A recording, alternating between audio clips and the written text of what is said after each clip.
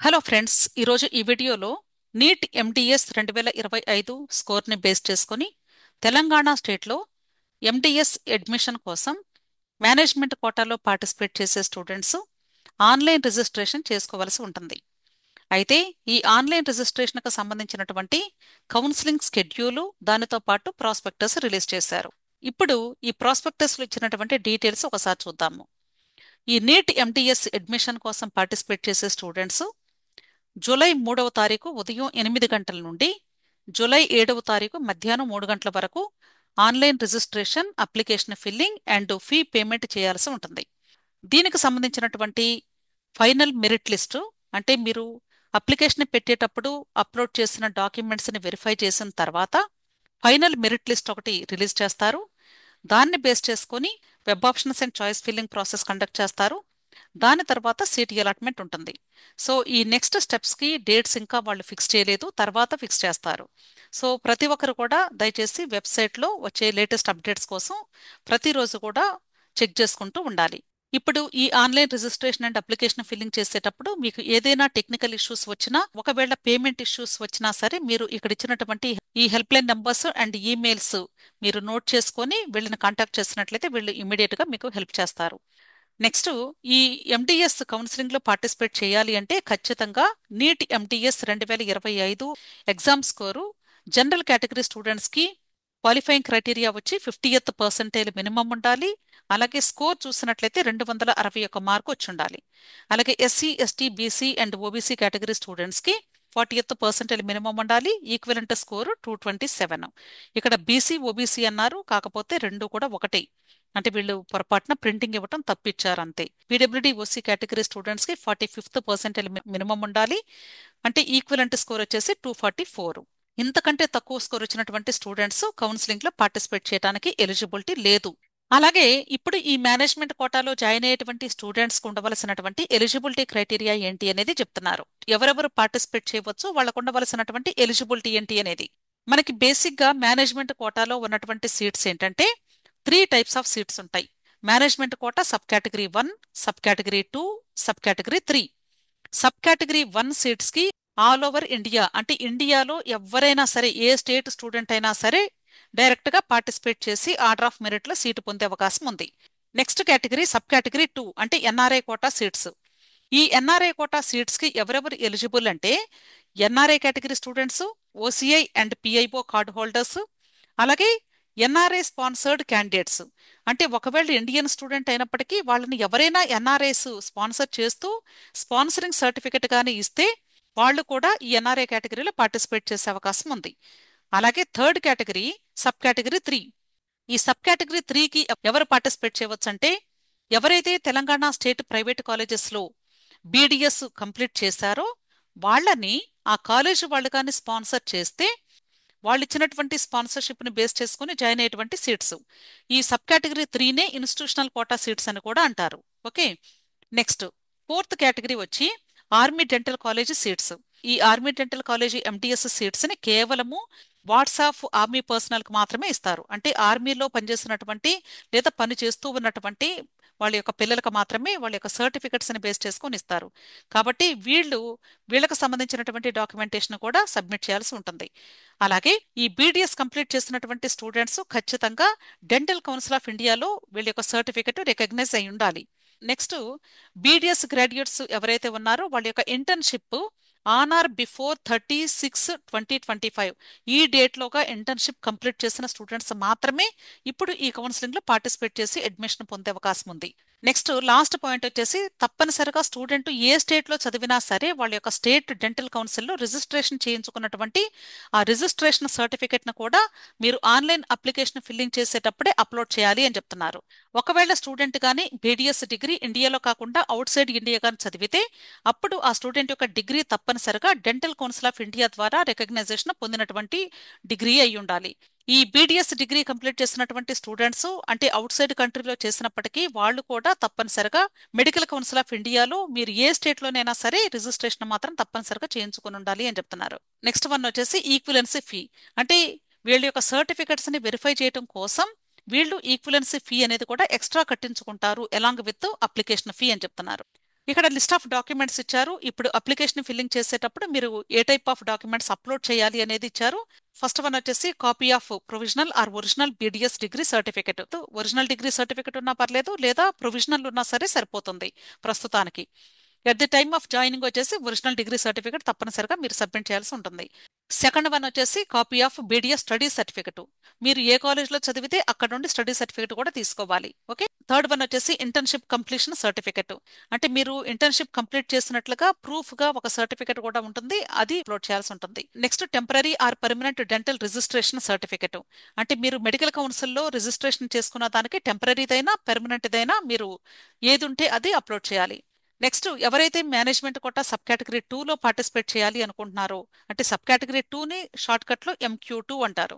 దీనిలో పార్టిసిపేట్ చేసే స్టూడెంట్స్ మీరు అప్లికేషన్ ఫిల్లింగ్ చేసేటప్పుడే మీ యొక్క ఎన్ఆర్ఐ డాక్యుమెంట్స్ ని అప్లోడ్ చేయాల్సి ఉంటుంది. ఈ ఎన్ఆర్ఐ డాక్యుమెంట్స్ ఏమేమి ఉండాలి అనేది ఇక్కడ లిస్ట్ ఇచ్చారు. ఫస్ట్ వన్ వచ్చేసి ఎన్ఆర్ఐ స్పాన్సర్షిప్ సర్టిఫికెట్, అంటే డిక్లరేషన్ ఫామ్ అంటారు. ఇది మనకి ఈ ప్రాస్పెక్టస్ లాస్ట్ పేజెస్ లో అంటే ఒక టెంప్లెట్ ఇచ్చారు. ఆ టెంప్లెట్ ని డౌన్లోడ్ చేసుకొని దాని మీద ఎవరైతే ఎన్ఆర్ఐ స్పాన్సర్షిప్ మీకు ఇస్తున్నారో వాళ్ళ యొక్క సిగ్నేచర్స్ తీసుకొని ఆ సర్టిఫికెట్ ని మరలా స్కాన్ చేసి అప్లోడ్ చేయాలి. Next embassy of respective country under their seal. ఎవరైతే మిమ్మల్ని స్పాన్సర్ చేస్తున్నారో ఆ కంట్రీలో తీసుకున్నటువంటి ఎంబసీ సర్టిఫికెట్ ను కూడా మీరు అప్లోడ్ చేయాల్సి ఉంటుంది. Next copy of NRI bank account passbook of the financial supporter. అంటే ఎవరైతే మిమ్మల్ని స్పాన్సర్ చేస్తున్నారో వాళ్ళ యొక్క ఎన్ఆర్ఐ బ్యాంక్ అకౌంట్ ఉన్నటువంటి పాస్బుక్, అది కూడా సాఫ్ట్ కాపీ మీరు అప్లోడ్ చేయాలి. నెక్స్ట్ అంటే ఈ ఎన్ఆర్ఐ ఫైనాన్షియల్ సపోర్టర్ యొక్క పాస్పోర్ట్, అది కూడా మీరు అప్లోడ్ చేయాలి. సో ఈ 4 డాక్యుమెంట్స్ కూడా కలిపి ఒక సింగిల్ PDF, దాని సైజు less than 1000 KB ఉండేలాగా చూసుకొని దాన్ని మీరు అప్లికేషన్ ఫిల్లింగ్ టైంలోనే అప్లోడ్ చేయాల్సి ఉంటుంది. అయితే మీరు కాలేజ్లో జాయిన్ అయ్యేటప్పుడు మాత్రం ఖచ్చితంగా ఈ ఎంబసీ సర్టిఫికెట్ అలాగే ఈ డిక్లరేషన్ ఫామ్ మాత్రం మీరు ఒరిజినల్ సర్టిఫికెట్స్ అక్కడ సబ్మిట్ చేయాల్సి ఉంటుంది కాలేజ్ దగ్గర. ఈ రిమైనింగ్ వచ్చేసి అవి సాఫ్ట్ కాపీస్ అయినా పర్లేదు, నో ప్రాబ్లం. అలాగే MQ3 కేటగిరీలో పార్టిసిపేట్ చేసే స్టూడెంట్స్, MQ3 అంటే సబ్ కేటగిరీ 3 అని అర్థం. అంటే ఇన్స్టిట్యూషనల్ కోటాలో స్పాన్సర్షిప్ పొందినటువంటి స్టూడెంట్స్ ఆ లెటర్ ను కూడా మీరు అప్లోడ్ చేయాల్సి ఉంటుంది. Next caste certificate. Caste certificate ఎందుకు అంటే మీరు మీ యొక్క MTS స్కోర్ను బట్టి క్వాలిఫై అయ్యారా లేదనేది మీ యొక్క క్యాస్ట్ని బట్టి మాత్రమే అక్కడ వాళ్ళు డిసైడ్ చేస్తారు. కాబట్టి కంపల్సరీ క్యాస్ట్ సర్టిఫికెట్ కూడా మీరు అప్లోడ్ చేయాలి.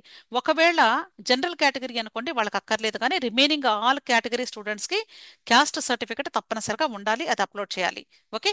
నెక్స్ట్ ఆర్మీ డెంటల్ కాలేజ్ గురించి ఇచ్చారు. వీళ్ళు కూడా అంటే copy of ex service men identity card, discharge book, PPO Part 2 order and ECHS card of the candidate along with certificate as per ACDS prospectus duly signed by Zila Sainik welfare officer, copy of servicing certificate, dependency certificate, ఇవన్నీ కూడా కలిపి ఒక single PDF చేసి దాని యొక్క size maximum 1000 KB లేదా అంతకంటే తక్కువ ఉండేలాగా చూసి దాన్ని PDF రూపంలో మీరు అప్లోడ్ చేయాల్సి ఉంటుంది.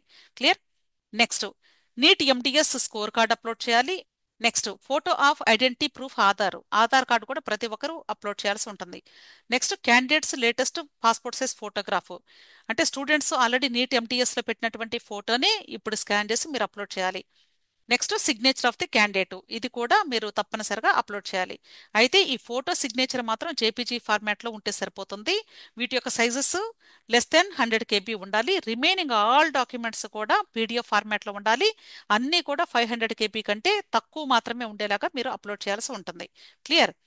కేవలము ఎన్ఆర్ఐ డాక్యుమెంట్స్ అలాగే ఆర్మీ డెంటల్ కాలేజ్లో పార్టిసిపేట్ చేసే స్టూడెంట్స్ మాత్రమే వాళ్ళ యొక్క సర్టిఫికెట్స్ అన్ని కూడా కలిపి less than 1000 KB ఉండేలాగా మీరు అప్లోడ్ చేయాల్సి ఉంటుంది. క్లియర్. ఇప్పుడు మీరు ఈ రిజిస్ట్రేషన్ అండ్ అప్లికేషన్ ఫిల్లింగ్ చేసేటప్పుడు ఎంత అమౌంట్ రిజిస్ట్రేషన్ ఫీ కింద కట్టాలి అనేది కూడా ఇచ్చారు. ఫస్ట్ అమౌంట్ వచ్చేసి రిజిస్ట్రేషన్ అండ్ వెరిఫికేషన్ ఫీ. ఇది అందరూ కట్టాల్సిందే ఖచ్చితంగా, ఏ కేటగిరీలో అప్లై చేస్తున్నా సరే మీరు 10,000 రూపాయలు పే చేయాలి. ఆ తర్వాత ఈక్విలెన్సీ ఫీ, అంటే ఎవరైతే అదర్ స్టేట్లో అంటే తెలంగాణ స్టేట్లో కాకుండా బయట రాష్ట్రం నుండి అప్లై చేస్తున్నారో వాళ్ళు ఎక్స్ట్రా 5,000 రూపాయలు, అంటే టోటల్గా 15,000 రూపాయలు మీరు పే చేయాలి. అలాగే ఈక్విలెన్సీ ఫీ ఫర్ అదర్ కంట్రీ అన్నారు. ఒకవేళ అంటే ఇండియాలో కాకుండా అవుట్ సైడ్ ఇండియాలో చదివితే అప్పుడు ఈ 10,000 ప్లస్ 7,000 పే చేయాలి, అంటే 17,000 పే చేయాలి. క్లియర్. సో ఇది కూడా మీరు ఆన్లైన్ పద్ధతిలోనే పే చేయాల్సి ఉంటుంది. నెక్స్ట్ సీట్ అలాట్మెంట్, అంటే ఎంత percentage of seats A category వాళ్ళకి కేటాయించారు అనేది ఇక్కడ ఇచ్చారు. ఇక్కడ MQ1 కేటగిరీలో 25% సీట్స్ కేటాయించారు, MQ2కి 15%, MQ3కి 10% సీట్స్ కేటాయించారు.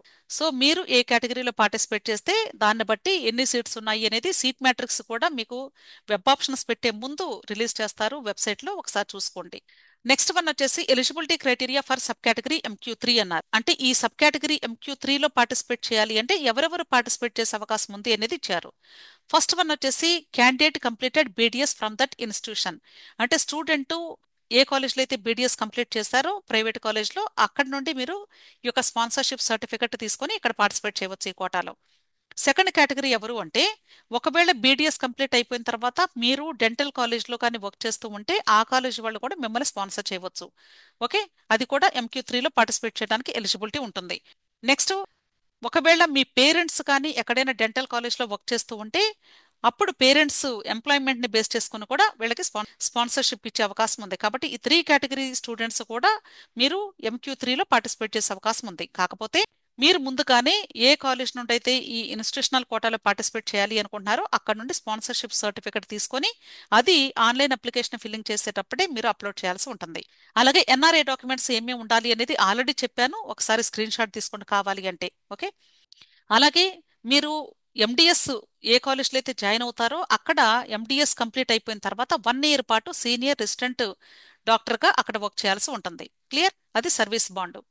అలాగే ఒకవేళ కానీ మీరు బాండ్ బ్రేక్ చేయాలి అనుకుంటే 5 లక్షల రూపాయలు యూనివర్సిటీకి కట్టి మీరు అంటే పెనాల్టీ కట్టి అప్పుడు బాండ్ బ్రేక్ చేసుకోవచ్చు.